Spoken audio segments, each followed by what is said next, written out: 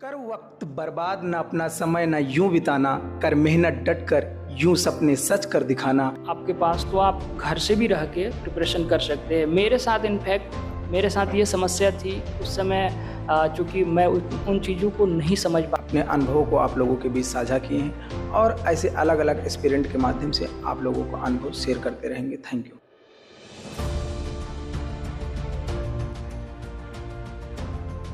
नमस्कार, टीआईएस में आपका स्वागत है। हमारे साथ आज एक शख्स हैं जो पिछले कई वर्षों से यूपीएससी की तैयारी कर रहे हैं दिल्ली में रहकर। कर वक्त बर्बाद न अपना समय न यूं बिताना, कर मेहनत डट कर यूं सपने सच कर दिखाना। आज जानते हैं इन्हीं से। सर, बहुत बहुत स्वागत है आपका। सबसे पहले टीआईएस की जितनी भी टीम है उनको सबसे पहले धन्यवाद, और बहुत अच्छा लगा मुझे कि आपने अपॉर्चुनिटी मुझे आज दिया, और मैं बहुत बहुत आभारी रहूँगा इसके लिए। जी, तो आप सबसे पहले अपने बारे में कुछ बताइए कि सर आप दिल्ली में कब से रह रहे हैं? यस, मेरा नाम मंजर हुसैन है और मैं गोपालगंज बिहार का निवासी हूँ, और पिछले मैं 2 से ढाई वर्षों से मैं मुखर्जी नगर के प्रांगण में अपना प्रिपरेशन को अंजाम दे रहा हूँ। जी, तो सबसे पहले मैं ये कहना चाहता हूँ कि सर आप यूपीएससी जो दिल्ली में रहकर आप कर रहे हैं इस समय, ये कब से कर रहे हैं? ये मैं लास्ट 2022 में मैंने एडमिशन लिया था, बट कुछ रीज़न की वजह से मैंने उसको बीच में ही लैप्स कर दिया। बिकॉज़ सबसे इम्पॉर्टेंट है कि यूपीएससी की जो क्वेरीज़ है, डिमांड है, उसके अकॉर्डिंग मुझे सेटिस्फेक्शन नहीं मिल रहा था, तो मैंने उसको लैप्स कर दिया और फिर मैं सेल्फ़ पे पूरी तरह से डिपेंड हो गया। तो अभी मैं वर्तमान में सेल्फ़ पे ही डिपेंड हूँ। अभी हम आपके घर पे रूम पे भी गए हैं, टूर किए हैं, आपका माहौल देखे हैं, बिल्कुल यूपीएससी चारों तरफ, न्यूज़ वगैरह, कोटेशन जो चारों तरफ लगे हुए हैं। सर, कोटेशन का मतलब क्या है? कोटेशन लगाना यूपीएससी का क्यों ज़रूरी है? देखिए, सबसे पहले मैं आपको ये बता दूं कि कुछ ऐसी चीज़ें होती हैं जो आपको इन्वायरमेंट में रह के उस चीज़ों को आप पॉजिटिव एक थिंकिंग बनाते हैं। जैसे मान लीजिए कि मैंने कोई कोटेशन अपना लिखा सामने, तो वो मुझे एक हंट करता है कि मुझे उस चीज़ पे हमेशा पॉजिटिविटी दिखाना है, और मुझे हमेशा एक सकारात्मक सोच के साथ आगे बढ़ते रहना है। तो मोटिवेशन, मैं मानता हूँ कि ये बस जैसे ये इंटरनली जो इंस्पिरेशन होता है वो काफ़ी इम्पोर्टेंट है मोटिवेशन के कंपैरिजन में। तो जस्ट अगर कोई कोटेशन लिखा जाता है तो उसका मतलब ये हुआ कि हम उसकी विचार शैली को और उसकी पॉजिटिविटी को लेकर एक आगे की तरफ अग्रसर होते हैं। जी सर, तो हमने जैसे आप जाना कि आप 2020 और 2021 में आपका बीपीएससी प्री निकला, किसी कारणवश मेंस नहीं हो पाया। तो सर इस पे क्या कहना चाहते हैं आप? जिस तरीके से बीपीएससी को छोड़कर आप यूपीएससी में चले आए, तो क्या लगता है आपको कि बीपीएससी कंटिन्यू करना चाहिए था या नहीं? देखिए, जो 2020 कोविड के बाद का जो फेज़ था, उसके पहले भी मेरे कई सारे एग्ज़ाम्स में मेरिट में नाम नहीं आया, तो वो एक अफ़सोस रहता है। कहते हैं कि जो अतीत की बातें हैं वो हमेशा आपको दुखदाई और समस्या ही क्रिएट करती है। लेकिन मैं ये मानता हूँ कि अतीत से आपको ज़रूर कुछ न कुछ सीख लेना चाहिए। भले ही आप वर्तमान पर केंद्रित हो, लेकिन अतीत के पन्नों से ज़रूर आपको कुछ न कुछ सीखनी चाहिए। बहरहाल मैं आता हूँ 2020 और 21, जो कि 66th और 67th बीपीएससी का मेरा प्रीलिम्स क्वालिफाई हुआ। मेंस मैं कहीं क्लास नहीं ले पाया था, और मैं पूरी तरह से अपने सेल्फ स्टडी पे बिलीव कर रहा था। आई थिंक मुझे ऐसा लग रहा था कि मैं कर पाऊँगा, लेकिन मेंस में मेरे रिज़ल्ट नहीं हुए। तो इनफैक्ट मुझे ऐसा लगा कि नहीं, मुझे एक अच्छी कोचिंग की आवश्यकता है। और मैं आपको बता दूं कि सिविल सेवा परीक्षा तो मेरा मेन उद्देश्य ही था। चाहे मैं पहले किसी, जैसे होता है कि जैसे मैं ग्रामीण क्षेत्र से जो भी बच्चे आते हैं, इनफैक्ट वो उनकी थिंकिंग ये रहती है कि वो लोग चाहते हैं कि मैं कहीं स्टे हो जाऊँ छोटे-मोटे जॉब में, देन आफ्टर मैं जिसको आगे की तरफ लेके चलूँ। तो मेरे साथ वो एक मानसिक, कह सकते हैं कि उस तरह का जुड़ाव था, जो बाद में समझ में आया कि नहीं, इधर भी टाइम लैप्स हो रहा है और वो भी ना मिले, तो मैं फिर उसके बाद से मैं दिल्ली के प्रांगण में आ गया। जी, तो यूपीएससी को लेकर कई अपवाद हैं कि हम घर से रहकर भी पढ़ सकते हैं ऑनलाइन के माध्यम से, लेकिन कुछ कोचिंग वाले कहते हैं नहीं, आपको वो ऑफलाइन कोचिंग ही लेना ज़रूरी है। तो सर इसमें क्या अंतर हो सकता है?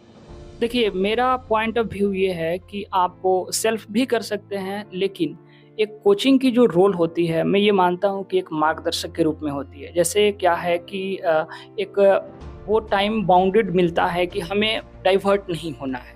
ठीक है? तो वो इम्पॉर्टेंट है कोचिंग। लेकिन अगर आप विषयवावली को, आप विषय वस्तु को एक बेहतर तरीके से समझ पा रहे हैं, तो इनफैक्ट आप कंफर्टेबल है। जैसे कई टॉपर्स हैं जो घर से रह के तैयारी करके वो लोग टॉपर्स बने हुए हैं, तो ये एग्जाम्पल्स भी है। और अगर दृढ़ संकल्प हो आपके पास, तो आप घर से भी रह के प्रिपरेशन कर सकते हैं।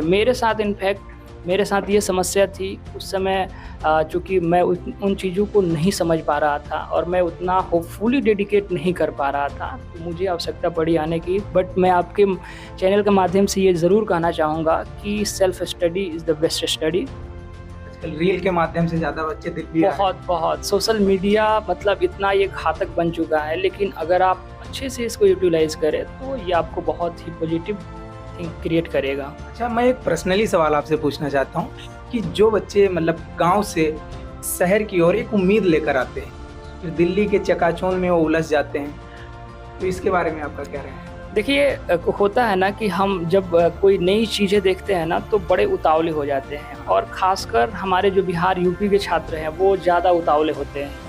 तो ये एक ऑब्सेशन होता है कि हम नए चीज़ों पे जाके नया कर देंगे। बहुत स्टार्टिंग में बहुत जुनूनियत होती है किसी भी कार्यशैली को लेकर, लेकिन दिशाहीन होने की वजह से कहीं ना कहीं ये स्ट्रेस और प्रेशर जो है वो बनते जाता है। और मैं ये मानता हूँ कि इस तरह का क्रिएटिविटी आपको नहीं करना है। यदि आप डेडिकेशन के लिए अगर हमेशा प्रिपेयर हैं, यदि आपने घर को छोड़ा है, तो ज़रूर यहाँ पे आप उन चीज़ों से बचें जो आपको डिस्ट्रैक्ट कर रहे हैं। स्ट्रेस की बात आपने किया, तो अभी हमने देखा मुखर्जी नगर के जो गलियां हैं या मेन रोड की मैं बात करूं, तो इस पे जो जितने भी जो दुकानदार हैं, चाहे वो चाय की दुकान हो चाहे अदर दुकान कोई भी हो, इस पे ज़्यादातर जो बच्चे हैं ये कभी ना कभी यूपीएससी को लेकर ही अपना सपना पूरा करने के लिए दिल्ली आए थे। तो ऐसा क्या कारण है कि ये यूपीएससी करने तो आए बट कहीं ना कहीं अपने इनकम की ओर भागने लगे? देखिए, सबसे इम्पॉर्टेंट है कि जब कोई भी आप लक्ष्य निर्धारित करते हैं तो आप ज़रूर उसका टाइम स्केल रखें। जैसे अगर मैं अपनी बात करूँ, तो मेरा अपना ये व्यक्तिगत विचार है कि एक व्यक्ति को जो है ना 5D कंसेप्ट पे चलना चाहिए। 5D कंसेप्ट क्या है, जैसे मैं बता दूँ कि अगर कोई व्यक्ति सपने देखता है और इच्छाएँ रखता है, तो दोनों चाहत है।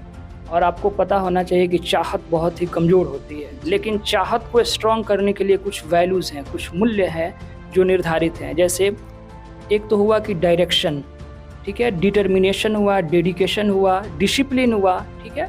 तो ये कुछ ऐसे कीज़ वैल्यूज़ हैं जिसके द्वारा मूल्यों को अगर आप सही तरीके से सही समय पर आप यूज़ करते हैं तो आपको ज़रूर उस चीज़ को हासिल करेंगे। तो ऐसा एग्जाम्पल्स आपको देखने को ज़रूर मिलेगा, लेकिन सारे विद्यार्थी के साथ ऐसा नहीं होता है। चलिए सर, अभी जो हमारे बच्चे जो इंटर पास किए हैं, जो हमारे भाई लोग हैं, दोस्त लोग हैं, ये इंटर पास कर कर अभी दिल्ली आना चाहते हैं, तो सर इनको बताइए, जिसको नहीं पता है कि यूपीएससी है क्या, तो यूपीएससी के बारे में बताइए क्या होता है। देखिए, सबसे पहले मैं बता दूं कि जो बच्चे भी इंटर करके ये सोच रहे हैं यूपीएससी, मुझे ऐसा लगता है कि उन लोगों को अभी इस धरातल पे नहीं सोचना चाहिए। आपका जब जैसे मान लीजिए आपने ग्रेजुएशन में एडमिशन लिया तो 3 इयर्स है, आप 2 इयर्स ज़रूर इंटरटेनमेंट करें। देखिए, जो अभी सुसाइड है उसका बहुत बड़ा स्ट्रेस लेवल देखा जाएगा, तो यहाँ से भी निकलता है कि बच्चे मैट्रिक 11th 12th के बाद से ही जज कर लेते हैं कि मुझे आईएएस बनना है। डैट इज़ कॉल्ड, ये पूरी तरह से बायस्ड हो जा रहा है सोशल मीडिया पे, क्योंकि वहाँ ग्रामीण क्षेत्र तक इतनी तकनीक व्यवस्था नहीं है कि वो लोग समझ पाएंगे इस चीज़ों को, लेकिन सोशल मीडिया के थ्रू।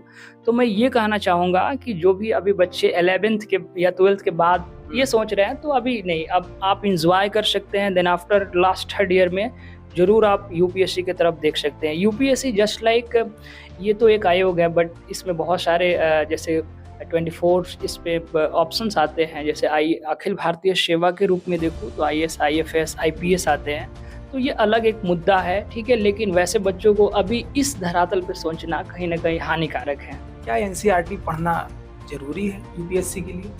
देखिए, एनसीईआरटी का जो रोल है, आज से अगर पहले मुझे देखिए, मेरा जो कोचिंग मैंने लैप्स किया, तो मैं उन चीज़ों को यहाँ पे मर्ज करना चाहूँगा। क्योंकि जब आप प्रशासनिक सेवा की तैयारी करते हैं तो आपको एक मौलिक विचार अपना व्यक्तिगत रूप में होना चाहिए। इसमें बनावटी चीज़ है या फिर कोई टीचर बताए उनकी कंसेप्ट को, उनकी मौलिक विचार को आप कहाँ तक लेके जाएँगे?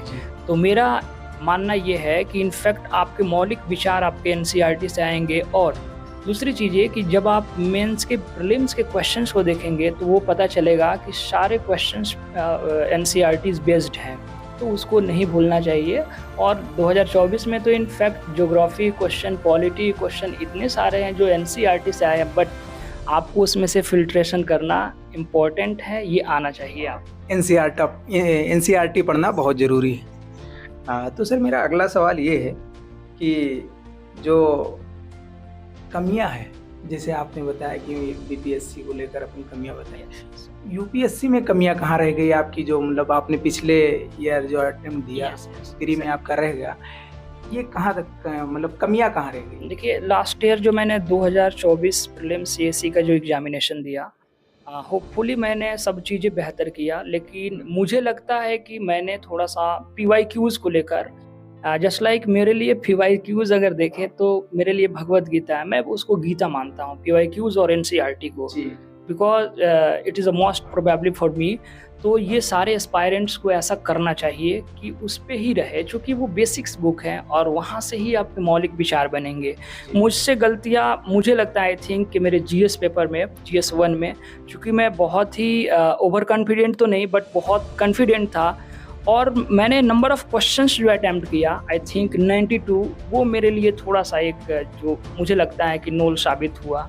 मुझे ऐसा नहीं करना चाहिए था। अराउंड 85 के पास अगर मैं रुकता तो आज ज़रूर मेंस वगैरह के आसपास रहता या फिर इंटरव्यू के 92 चले गए। 92 इस तरह का ब्लंडर नहीं करना चाहिए। मैं आपके चैनल के माध्यम से कहूँगा सारे बच्चों को कि उतना नहीं, बट हाँ, होपफुली आपको 80-85 के अराउंड जाना चाहिए। कहीं ना कहीं अफसोस है इस बार।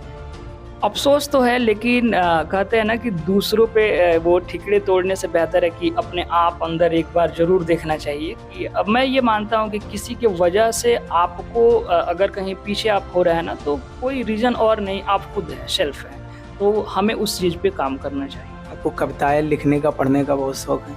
हाँ, जैसे मेरा वैकल्पिक विषय हिंदी साहित्य है, तो मैं कविताएँ हूँ और मैंने 8-10 कविताएं भी लिखा है। जैसे मैं आपको बताऊँ, संघर्ष एक पल, मन एक विचार, मानवतावादी, मुखर्जी नगर पे भी मैंने कविता लिखा है। सर जैसे आपने बताया कि हमें कविताएं लिखने का और पढ़ने का शौक है, हमारे व्यूअर को आप सुनाना चाहेंगे जो आपको पसंद सबसे ज़्यादा कविता? डेफिनेटली मैं आपके चैनल के माध्यम से जितने भी लोग इसको देख रहे हैं, सुन रहे हैं, मैं उनको ज़रूर एक संघर्ष एक पल कविता मैंने लिखा है कुछ दिन पहले, तो मैं उसकी प्रस्तुति करना चाहूँगा। उसकी 2-4 पंक्तियाँ मैं आपको सुना देता हूँ। कितने गुमसुम है यह यात्रा, अपनों को खोते जाता है। कितने गुमसुम है यह यात्रा, अपनों को खोते जाता है। त्याग की उत्कृष्टता को संघर्षों में उत्तम बनाता है। त्याग की उत्कृष्टता को संघर्षों में उत्तम बनाता है। संघर्ष, संघर्ष शब्द आपने प्रयोग किया।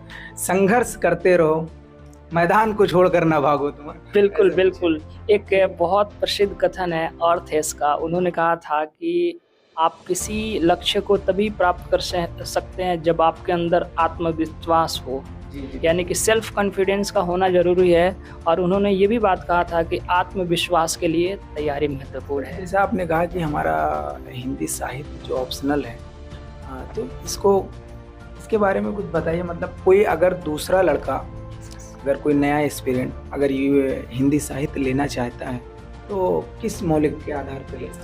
देखिए, एक तो जो मार्केट में बहुत ब्लंडर मिस्टेक चलता है कि इससे मार्क्स आ जाएंगे, तो इनफैक्ट ये वो चीज़ें नहीं है। बहुत ब्लंडर मिस्टेक है कि इसको ले लेने से मार्क्स आ जाएंगे। देखिए, कोई भी आप जब वैकल्पिक विषय का चयन करते हैं, इनफैक्ट उसमें आपको करना पड़ता है। सेक्रीफाइस नहीं करेंगे तो उससे कुछ नहीं मिलेगा। जहाँ तक मेरा बात है हिंदी विषय को लेना, हिंदी साहित्य को, तो मैं साहित्य से जुड़ा हुआ व्यक्ति हूँ और मुझे वही मैं बताया लिखने का शौक़ है। कहते हैं कि हिंदी साहित्य भाव एवं विचार और हृदय की स्पंदन की भाव और उसकी एक अनुपमशीलता और संवेदनशीलता को सिंचित करता है, जो मेरे लिए मेरे जीवन शैली को कहीं ना कहीं एक बेहतर रूप में निर्मित कर रहा है। तो मेरा व्यक्तिगत विचार है कि ऐसे में जैसे मेरे कई दोस्त हैं जिन्होंने हिंदी साहित्य लेके फिर वहाँ से मूव ऑन हुआ, तो लिखने की शैली इसमें अच्छी होनी चाहिए। और शब्द पे अगर आपने अच्छा शब्दों का अच्छा चयन किया तो इनफैक्ट आप यहाँ कर सकते हैं। जी, तो जैसे हिंदी साहित्य को लेकर आपने बताया बहुत अच्छा। कहते हैं यूपीएससी में प्री जो है पास करना एक पड़ाव है, मेन तो आपको मेंस लिखना है। तो सर क्या मेंस की क्या स्ट्रेटेजी रहे? डेफिनेटली प्रीलिम्स एग्जामिनेशन बहुत अनसर्टेन है, ठीक है, आप इसमें सर्टेन नहीं है। हो सकता है कि कई जो टॉपर्स निकले हुए हैं वो फिर एग्ज़ाम देते हैं, नहीं पास करते हैं। तो मेरा ये मानना है कि जब आपकी प्रीलिम्स एग्जामिनेशन पास हो तो आपको सिलेक्शन ले लेना चाहिए। मेंस की स्ट्रेटजी ये है कि मेंस में आपको सबसे पहले तो आप एक सिनॉप्सिस ज़रूर क्रिएट करें, जीएस 1, 2, 3 पेपर्स की जो भी सिलेबस है उसको बेहतर रूप से देखें। काफ़ी अच्छा सिलेबस यूपीएससी ने बनाया हुआ है जिसमें सब एक दूसरे से मर्ज है। तो आपको मेंस के लिए करना ये है कि आप सिनॉप्सिस ज़रूर बनाएं और एनसीईआरटी को अच्छे से देखें, और पीवाईक्यूज़, मैं फिर अगेन बोलूँगा, भगवत गीता पीवाईक्यूज़ को आप ज़रूर अच्छे से करें ताकि आप वहाँ तक पहुँच पाए। और दूसरी चीज़ ये कि आप ज़रूर अपने आंसर को किसी सीनियर से या टीचर से आप मूल्यांकन कराएं ताकि आपकी कमियों को वहाँ पे पता चले और उसको दूर कर सके। मेंस के लिए जैसे आप न्यूज़पेपर के माध्यम से भी आप जो न्यूज़ में चल रहा है इनफैक्ट आप वहाँ से भी लिंकअप कर सकते हैं। तो मेंस के लिए मैं ये कहूँगा कि सबसे पहले तो आपका सिनॉप्सिस रेडी होना चाहिए, देन आफ्टर आप वो बेहतर कर पाएंगे। तो अभी आपने बताया कि मतलब प्रीवियस ईयर का क्वेश्चन लगाना बहुत ज़रूरी है। कितने साल का क्वेश्चन लगा कर एक स्टूडेंट अपने आप को के लिए बेहतर कर सकते हैं? देखिए 2013 के बाद से जो पैटर्न चेंज हुआ है सिविल सेवा परीक्षा का, तो इनफैक्ट वहाँ से तो एटलीस्ट करना चाहिए। बट अगर आप और बेहतर करना चाहते हैं तो ज़रूर आपको 2004-05 से कर लेना चाहिए पीवाईक्यूज। उससे एक क्या होता है ना कि हम वहाँ तक पहुँचते हैं उस बेस लेवल तक। और मैं आपके चैनल के माध्यम से बताना चाहूँगा, जो भी एस्पायरेंट सुन रहे हैं, जो भी बच्चे देख रहे हैं जो 2025-26 में एग्जामिनेशन देंगे, वो ज़रूर ये काम करे कि एक किसी भी टॉपर्स की कॉपी एक ज़रूर ले ले और उससे एवेल्युएट करे अपने आप को कि मैं क्या उस पे स्केल के पास जा रहा हूँ या नहीं जा रहा हूँ। इनफैक्ट वहाँ से भी आप अपना असेसमेंट कर सकते हैं। जी सर, आज का मेरा आखिरी सवाल है, अभी हाल ही में जो वन नेशन वन इलेक्शन का मुद्दा चल रहा था, अभी किसी कारणवश शांत है, जेपीसी के पास चला गया है, तो आपका क्या विचार है इस पर? देखिए, कोई भी अगर पॉलिसीज आती है तो उसमें कुछ चैलेंजेस होते हैं और कुछ उसके पक्ष विपक्ष होते हैं, फिर निष्कर्ष निकाला जाता है। तो वन इलेक्शन वन नेशन, ये मेरे अनुसार देखिएगा तो सही है, बट इसमें कुछ चैलेंजेस है जिसको गवर्नमेंट को इस पे काम करना चाहिए, ठीक है। जैसे अगर मैं चैलेंजेस की बात करूँ तो सबसे बड़ा जो अपने भारत में एक फेडरलिज्म का कंसेप्ट चलता है, संघवाद का। जैसे मान लीजिए कि एक राष्ट्र लेवल पर हो गया, केंद्र सरकार, राज्य सरकार और फिर जिला स्तर, यानी कि सेल्फ गवर्नमेंट। अगर ग्रामीण स्वशासन की बात करें तो फेडरलिज्म के कंसेप्ट को अगर आप बेहतर रूप में अगर इसको आप एक कह सकते हैं इक्वल बना के रखते हैं तो देन आफ्टर ये बेहतर है। जैसे मान लीजिए कि लोकसभा की एक बार जैसे 1974-75 के आसपास एक बार लोकसभा का कार्यकाल बढ़ाया गया था वन नेशन वन इलेक्शन को लेकर ही। देन आफ्टर आपने देखा कि आपातकाल लागू हुआ, तो दैट इज़ ब्लंडर मिस्टेक, वो नहीं होना चाहिए।